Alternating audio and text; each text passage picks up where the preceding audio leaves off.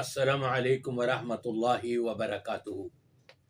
ان الحمد للہ والصلاة والسلام علی رسول اللہ وعلی آلہ واصحابہ وسلم تسلیما کثیرا کثیرا۔ دنیا کا ایک اصول ہے،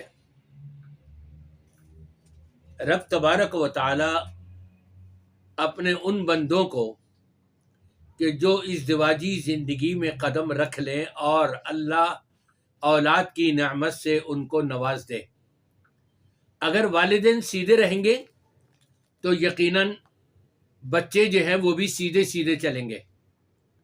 اسی طرح سے اسکول، کالجز، یونیورسٹی، مدارس دینیہ، یہاں پر اساتذہ کرام، ٹیچر حضرات، معلمین اگر وہ سیدھے رہیں گے تو ان کے شاگرد جو ہے وہ بھی سیدھے رہیں گے اور ان کے اندر بھی بہتری آئے گی۔ اگر والدین اپنے بچوں کے سامنے آپس میں لڑ بھڑائی کر رہے ہیں اور گالی گلوچ کر رہے ہیں اور چیخ و پکار کر رہے ہیں تو یہی چھوٹے بچے بڑے ہو کر کے کل کو ماں باپ سے بھی ان کو بھی آنکھیں دکھا سکتے ہیں۔ کیوں؟ سکھایا کس نے؟ یہ ماں باپ نے۔ اسکول، کالجز، یونیورسٹی، مدارس، اگر وہاں پر اساتذہ کرام ایسے ہوں کہ بس زبانی کرتے ہوں اور گفتگو کے درمیان گالی بھی دے دیتے ہوں اور ادھر ادھر کی باتیں کرتے ہوں، اصل جس مقصد کے لیے ان کو وہاں پر ملازمت دی گئی اس کی ادائیگی کے بجائے وہ قصے کہانیوں میں بچوں کو لگائے رکھیں تو بچوں میں اسی کے اثرات آئیں گے۔ تھوڑا سا اور ایک قدم آگے بڑھیے۔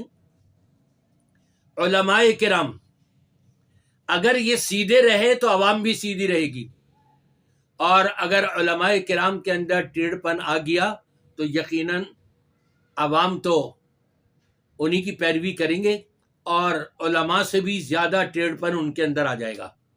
اسی لیے رب تبارک و تعالیٰ نے اپنے کلام پاک میں ارشاد فرمایا ہے، اطیع اللہ و اطیع الرسول، اللہ کی اور اس کے رسول صلی اللہ علیہ وسلم کی اطاعت کرو۔ اللہ نے ہماری رہبری اور رہنمائی کے لیے جو اصول مقرر کر کے امام کائنات، امام الانبیاء محمد رسول اللہ صلی اللہ علیہ وسلم کو مبعوث فرمایا ہے، یقیناً جب آپ اس دنیا میں آئے گناہوں سے پاک صاف، دنیا میں رہے اور دنیا سے واپس گئے گناہوں سے پاک صاف۔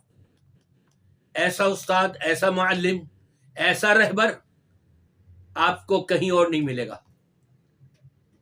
کہ جس کو رب تبارک و تعالیٰ نے گناہوں سے پاک صاف رکھا ہوا ہے۔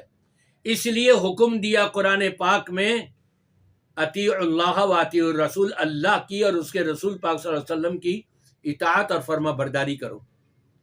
اور پھر یہ بھی فرما دیا، من یطع الرسول فقد اطاع اللہ، جس نے اللہ کے رسول صلی اللہ علیہ وسلم کی پیروی کری، اتباع کری، آپ کو اپنا رہبر و رہنما مانتے ہوئے اسی کے مطابق اس نے زندگی گزاری، گویا کہ اس نے صرف رسول کی اطاعت نہیں کری بلکہ اللہ کی بھی اطاعت کر لی۔ لیکن اس کے برعکس، وَمَن يُشَاقِقِ الرَّسُولَ مِن بَعْدِ مَا تَبَيَّنَ لَهُ الْهُدَىٰ وَيَتَّبِعْ غَيْرَ سَبِيلِ الْمُؤْمِنِينَ نُوَلِّهِ مَا تَوَلَّىٰ وَنُصْلِيهِ جَهَنَّمَ وَسَاءَتْ مَصِيرًا۔ رسول پاک صلی اللہ علیہ وسلم نے جو ہدایات دی، ہماری جو رہبری فرمائی، جو رہنمائی کری آپ نے، اس راستے کو چھوڑ کر کوئی اور راستہ اختیار کر لیا جائے جو مومنوں کا بھی راستہ نہ ہو۔ مومن جو ہیں وہ رسول پاک صلی اللہ علیہ وسلم کے راستے کو اپناتے اور اختیار کرتے ہیں، غیر مومنین کے راستے کو اپنایا جائے نبی کا راستہ چھوڑ کر کے تو رب تبارک و تعالیٰ فرماتا ہے جہاں یہ جانا چاہتے ہیں ٹھیک ہے جائیں، ہم بھی ان کو چھوڑ دیتے ہیں اور روز قیامت جہنم رسید کر دیں گے ان کو۔ اور قرآن پاک میں نبی کریم صلی اللہ علیہ وسلم کی زبانی یہ کہلوا دیا، وَأَنَّ هَذَا صِرَاطِي مُسْتَقِيمًا، یہ ہے میرا سیدھا راستہ، فَاتَّبِعُوهُ، اسی کی پیروی کر لو، اسی کو مان لو اور تسلیم کر لو۔ دل و جان سے مان کر کے اپنی پوری زندگی اس کے مطابق گزار لو. وَلَا تَتَّبِعُوا السُّبُلَ، اور اس راستے کو جو نبی نے دیا ہے اس کو چھوڑ کر، یعنی نبی کے قول کو چھوڑ کر، نبی کے عمل کو چھوڑ کر، نبی کی ادا کو چھوڑ کر، نبی کے فرمان کو چھوڑ کر کسی اور بزرگ کا قول اپنایا جائے، اس کو ترجیح دی جائے نبی کے قول کے مقابلے میں، اللہ رسول کے فرمان کے مقابلے میں، تو رب تبارک و تعالی فرماتا ہے کہ پھر تو ہم ان کو جہنم رسید کر دیں گے. نُوَلِّهِ مَا تَوَلَّى وَنُسْلِيهِ جَهَنَّمَ وَسَاءَتْ مَصِيرًا. بہت برا ٹھکانہ ہے یہ پھر ان کا.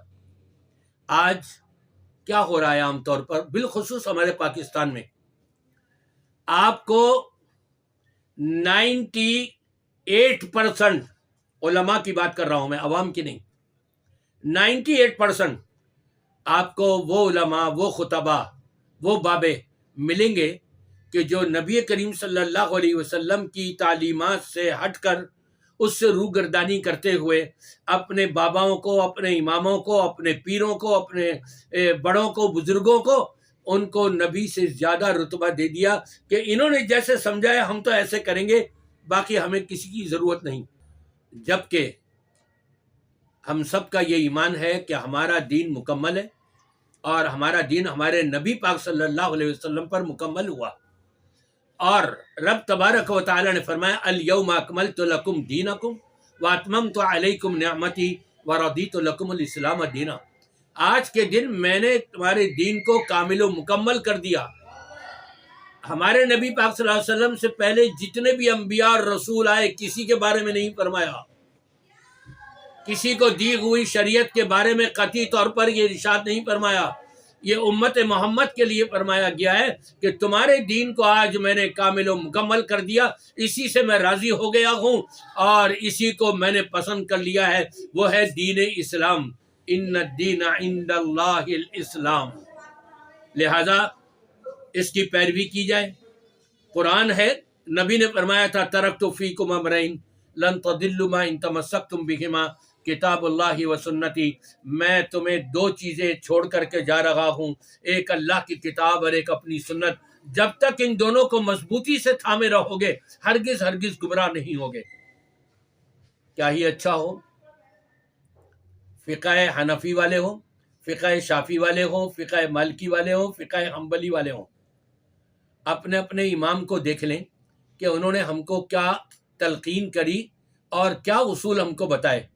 چاروں نے اپنے طور پر یہ اصول بنا دیے. اگر ہماری بات، ہمارا فتویٰ، ہمارا قول قرآن سے یا نبی کی صحیح حدیث سے میچ کھا رہا ہو تو لے لینا، اور ان دونوں سے اگر میچ نہ کھا رہا ہو تو ہماری بات کو چھوڑ دینا. لیکن آج یہ 14ویں 15ویں صدی کے علماء کرام، اللہ ان کو ہدایت دے، یہ برملا کہتے ہیں نہیں جی وہ ٹھیک ہے، ایک دو روایتیں تو ہیں صحیح روایتیں یہ، لیکن ہمارے امام صاحب کے نزدیک یہ منسوخ ہے. 150 سال کے بعد یہ ان مسلکوں کا آغاز ہوا اور 150 سال کے بعد جا کر کے منسوخ کیا جا رہا ہے. کہاں کا یہ انصاف ہے؟ میں تو یہی کہوں گا کہ اللہ تبارک و تعالی ہمارے ان علماء کو بھی قرآن اور سنت کی صحیح سمجھ عطا فرما دے. اس میں شک نہیں، نبی پاک صلی اللہ علیہ وسلم نے فرمایا من یرید اللہ بہ خیرا یفقہہ فی الدین. اللہ تعالیٰ جس کے ساتھ بھلائی کا ارادہ فرماتا ہے اس کو دین کی فقاہت دے دیتا ہے.